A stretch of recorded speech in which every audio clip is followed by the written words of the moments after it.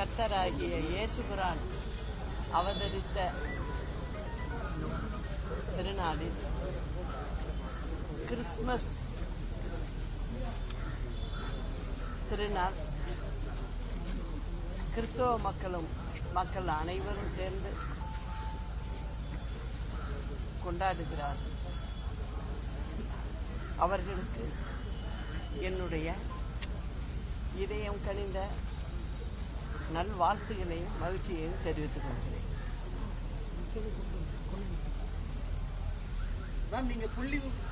அம்மா அவர்கள் ஆட்சி காலத்தில் இந்தியாவிலேயே முதலாக ஏழை எளிய கிறிஸ்தவ மக்கள் ஜெருசலேம் புனித பயணம் மேற்கொள்ள ஒரு புனிதமான திட்டத்தை உருவாக்கி ஏழை எளிய மக்கள் ஜெருசலேம் சென்று வர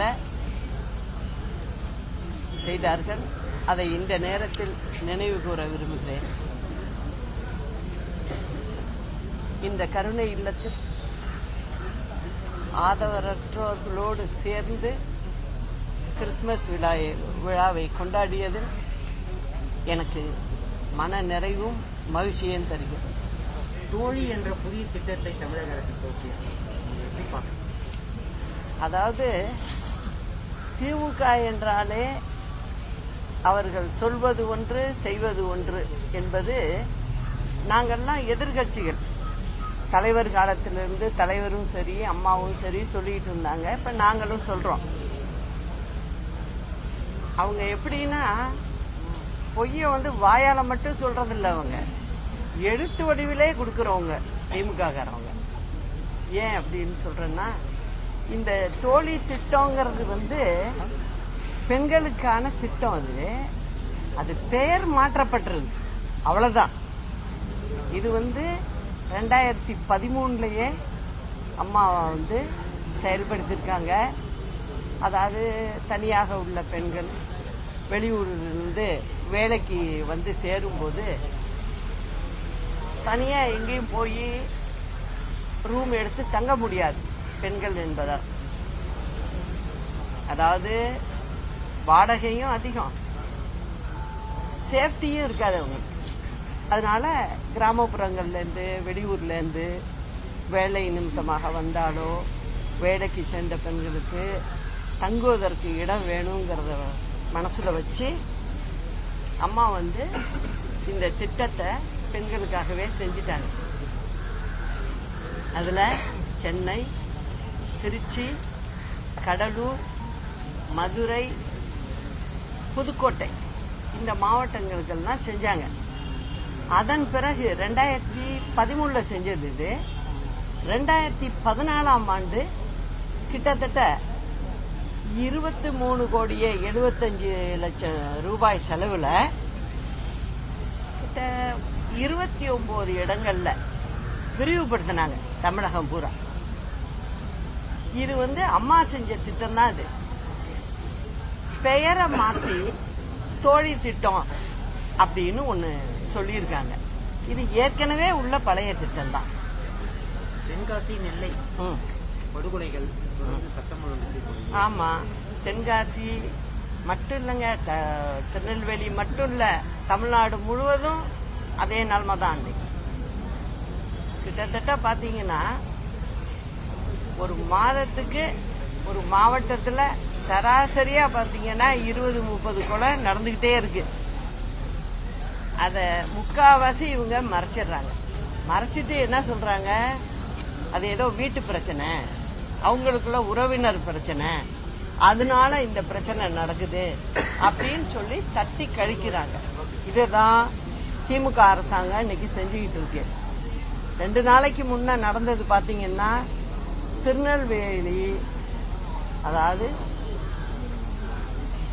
கோர்ட் வளாகத்துக்குள்ளேயே சாட்சிக்காக வந்த ஒருவர் போலீஸ்காரவங்க உள்ளார நிக்கிறாங்க.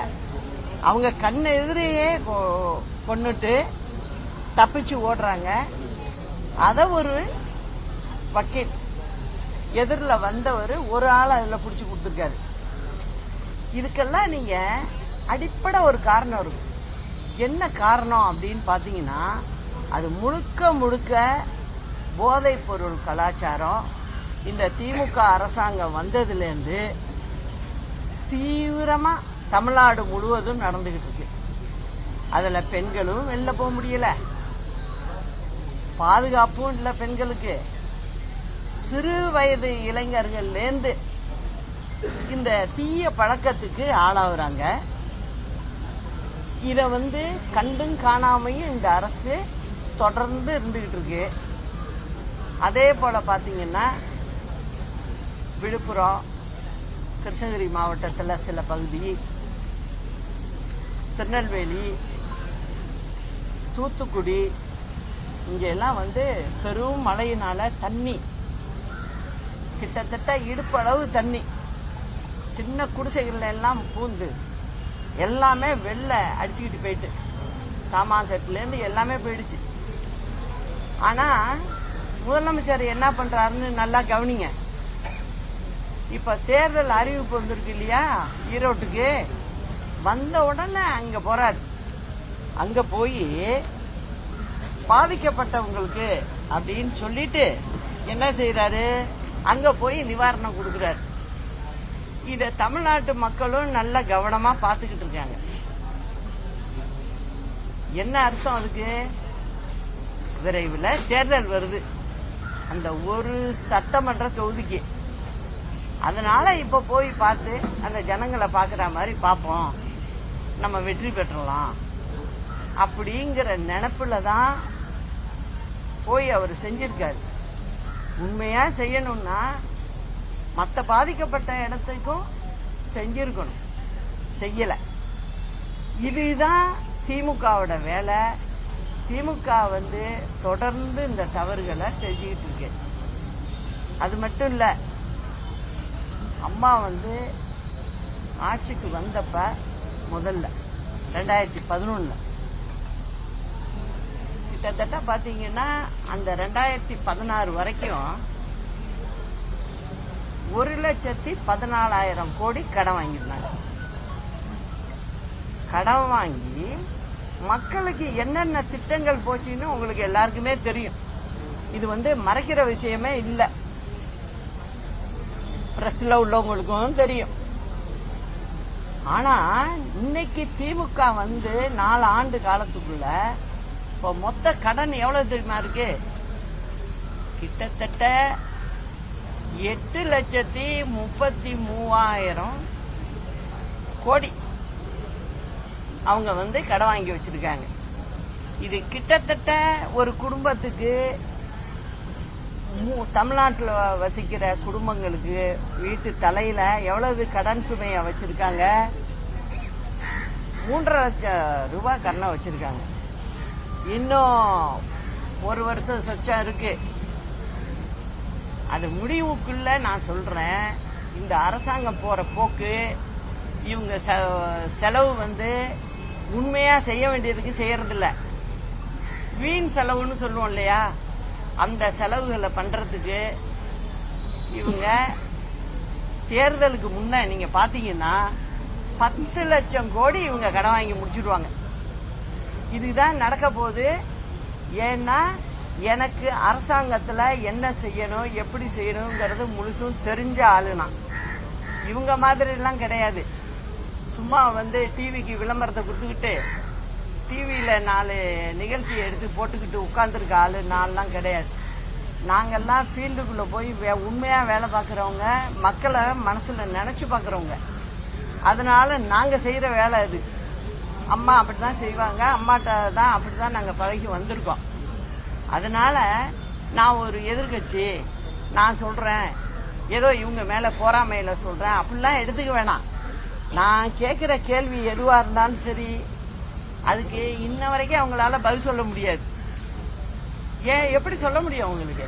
நான் சொல்றது எல்லாம் கணக்கு வழக்கோட சொல்றேன். அவங்களால பதில் சொல்ல முடியல, அப்படியே தட்டி கழிச்சுக்கிட்டு போறாங்க. அதாவது என்ன கவனிக்காத மாதிரி போறாங்களாம். ஏன்னா பதில் சொல்ல முடியாது அவங்களால. அதுதான் இந்த அரசாங்கம் செஞ்சுக்கிட்டு இருக்கு. தமிழ்நாட்டு மக்கள் நல்லா சிந்திச்சு பார்க்கணும்.